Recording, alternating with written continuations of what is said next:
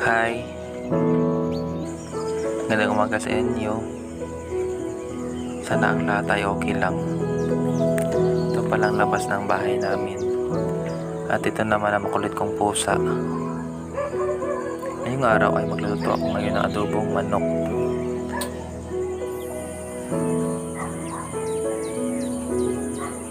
Ito pala ngayon ang second vlog ko, guys.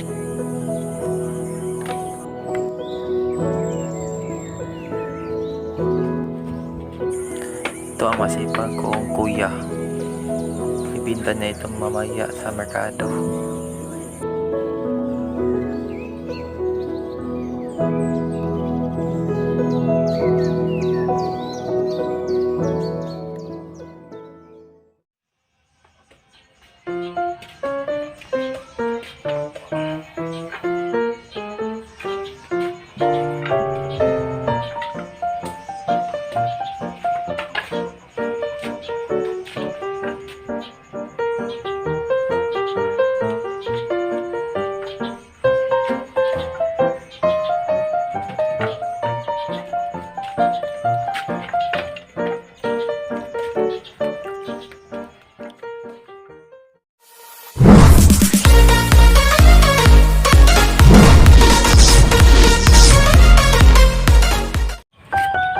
Hey, what's up guys?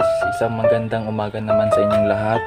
For today's video ay magluluto ako ngayon ng adobong manok. Kasi ngayong araw ay ito yung pangalawang video ko ngayon sa aking YouTube channel. At sana magustuhan niyo yung pangalawang video ko. Ayan guys, lagyan natin ng mainit na tubig para madali makuha yung mga balahibo ng manok natin guys. Tapos guys, ito na yung ginagawa natin. Kinukunan nyo yung mga balahibo niya. Tapos hinahati ko siya sa maliit para pag luto natin mamaya hindi siya masyado mga malaki.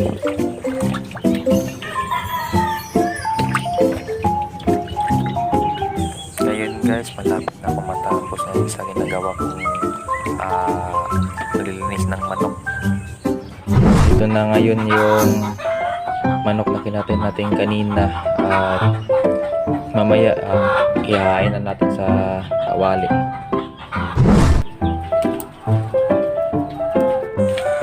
Ngayon guys, lagyan natin ng tanglad o sa English lemongrass para yung manok natin ay mabango.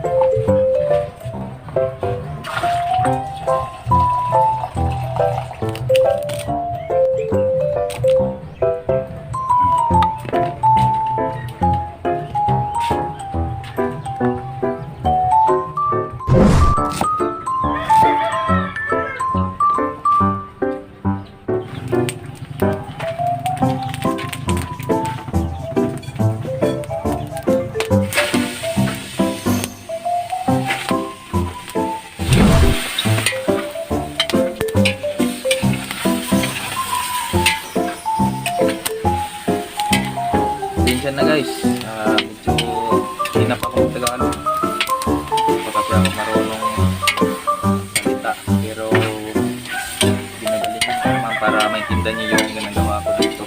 Tulad nito, nagluluto ako ngayon ng namalang adobo. Lagyan natin mamaya ng sili para manghang. Ilagyan ko ng konting tanglad para mamoy yung natin adobo. Lagyan natin ng tuyo guys para kumulay yung manok natin. Yan.